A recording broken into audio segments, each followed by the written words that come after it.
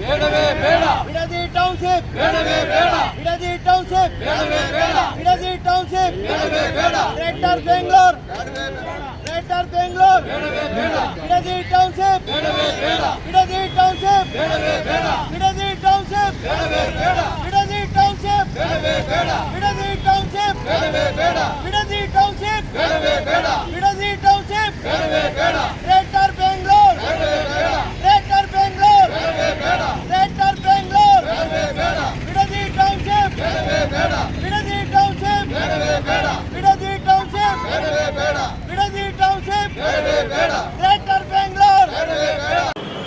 ಈ ಜನರಿಗೆ ನೀವು ಎಷ್ಟು ಬೇಗ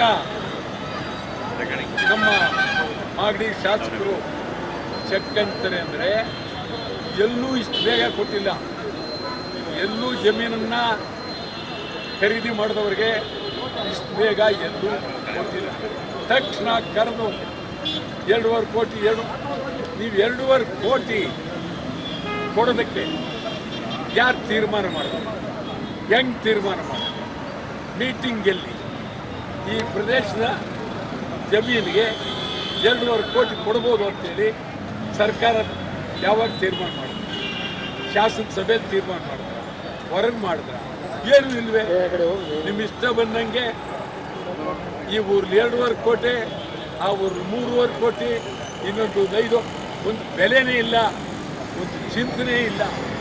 ಈ ರೀತಿ ನೀವು ಆ ರೈತರಿಗೆ, ಬಡ ರೈತರಿಗೆ ನೀವು ಹಣ ಕೊಡ್ತೀವಿ ಅಂತ ಹೇಳಿ ನಿಮ್ಮ ಹಣಕ್ಕೆ ಜೋತು ಬಿದ್ದು ಮಾರ್ತಾರೆ. ಒಳ್ಳೆಯದಲ್ಲ. ಆಮೇಲೆ ನೀವು ಪಾಳ್ಯಗಾರರ, ನೀವಿಬ್ಬರು ಕುಮಾರಸ್ವಾಮಿ, ಡಿ ಕೆ ಶಿವಕುಮಾರ್ ಇಬ್ಬರು ಪಾಳ್ಯಗಾರರ. ಡಿ ಕೆ ಶಿವಕುಮಾರ್ ಈ ರಾಜ್ಯದ ಮುಖ್ಯಮಂತ್ರಿ ಆಗಿದ್ದಾರೆ. ನಿಮಗೆ ವಿಧಾನಸೌಧ ಇದೆ, ಸರ್ಕಾರಿ ಬಂಗ್ಲೆ ಇದೆ, ಕಾವೇರಿ ಭವನ ಇದೆ. ಅಲ್ಲಿ ಕುಳಿತು ನೀವು ಸಂವಿಧಾನಬದ್ಧವಾಗಿ ಸರ್ಕಾರದ ನೀತಿ ಚಿಂತನೆಗಳ ಬದ್ಧವಾಗಿ ಯಾವ ರೀತಿ ನಾವು ಕೊಡಬಹುದು ಅಂತೇಳಿ ಅಧಿಕಾರಕ್ಕೆ ಕರೆದು, ಸಭೆಗಳಿಗೆ ಕರೆದು ತೀರ್ಮಾನ ಮಾಡಬೇಕಿತ್ತು. ನೀವು ಬೀದಿಯಲ್ಲಿ ಹೋರಾಟ ಮಾಡ್ತಾ ಇರ್ತಕ್ಕಂಥವ್ರನ್ನ ಸವಾಲಾಗಿ, ನಿಮ್ಮ ಸವಾಲನ್ನು ನಾನು ಸ್ವೀಕಾರ ಮಾಡಿದ್ದೇನೆ, ಬರಬೇಕು ನೀವು. ಏನು ನೀತಿ, ಏನಿದು? ಈ ಕಡೆ ಇವರು JDS ಕುಮಾರಸ್ವಾಮಿ, ನಿಮ್ಮ ಸವಾಲನ್ನು ನಾನು ಒಪ್ಪಿದ್ದೇನೆ. 26 ಬದಲು 27 ರೆಡಿ.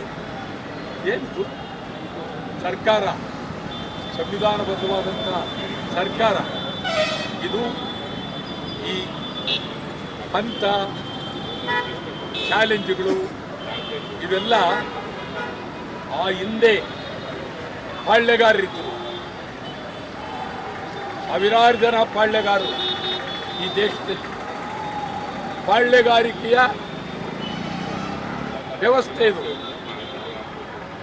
ಏನು ಹುಡುಗಾಟ? ಗಂಭೀರವಾಗಿ ಮುಖ್ಯಮಂತ್ರಿಯವರು ಈ ಬಗ್ಗೆ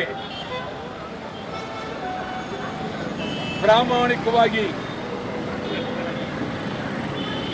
ಒಂದು ವಿಶೇಷ ಅಧಿವೇಶನದ ಕರೆದು ಕನಿಷ್ಠ 1-3 ದಿನದಲ್ಲಿ ಅಧಿವೇಶನ ಕರೆದು ನಾವು ರೈತರ ಜಮೀನುಗಳನ್ನು ಪಡೆಯಬೇಕಾದರೆ ರೈತರಿಗೆ ಕಣ್ಣೀರಿಲ್ಲದೆ ಯಾವ ರೀತಿ ಜಮೀನು ಪಡಿಬೋದಂತ ತೀರ್ಮಾನ. ಕುಮಾರಸ್ವಾಮಿಯವರು ನೀವೇ ಮುಖ್ಯಮಂತ್ರಿ ಆದವರು, ಬನ್ನಿ ಜನಗಳ ಮಧ್ಯೆ ಕೂತ್ಕೊಳ್ಳೋಣ. ಮುಂಚೆನ್ರಿ ಮುಖ್ಯಮಂತ್ರಿ ನೀವು ಜನಗಳ ಮುಂದೆ ಕೂತ್ಕೊಂಡು ಅಲ್ಲೊಂದು 5,000 ಜನ ಸೇರಿ ಅಲ್ಲಿ ಹೊಡೆದಾಟ ಆಗಿ ಇದೇನು ಇದ್ರ ಬಗ್ಗೆ ಚಿಂತನೆ ಇಲ್ವೇ? ಏನಕ್ಕೆ ಹುಡುಗಾಟ ನಿಮ್ಮದು? ಸವಾಲುಗಳು ಸಂವಿಧಾನಬದ್ಧವಾಗಿ ನೀವು ಮುಖ್ಯಮಂತ್ರಿ ಆಗಿದ್ದೀರಿ, ನೀವು ಪಾರ್ಲಿಮೆಂಟ್ ಸದಸ್ಯರಾಗಿದ್ದೀರಿ, ಗೌರವವಾಗಿ ನಿಮ್ಮ ಮಾತುಗಳು, ಸವಾಲುಗಳು ಇದು ಒಂದು ರೀತಿ ಬಾಳ್ಯಗಾರಿಕೆಯ ಆಗುತ್ತೆ, ಆಗಕೂಡದು. ನಿಮ್ಮ ಸವಾಲುಗಳು ಕೆಡ. ನಾನು ರೈತರಿಗೆ ಹೇಳ್ತೀನಿ, ರಾಜಕೀಯಕ್ಕೆ ಬಲಿಯಾಗಬೇಡಿ,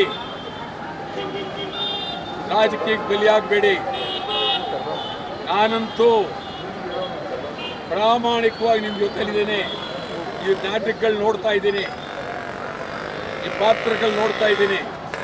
ಎಲ್ಲಿಗೋಗ್ಲಿ ನಿಮ್ಮ ಜೊತೆಯಲ್ಲಿ ನಾನು ಜೈಲಿಗೆ ಹೋಗಿ ಸಿದ್ಧ.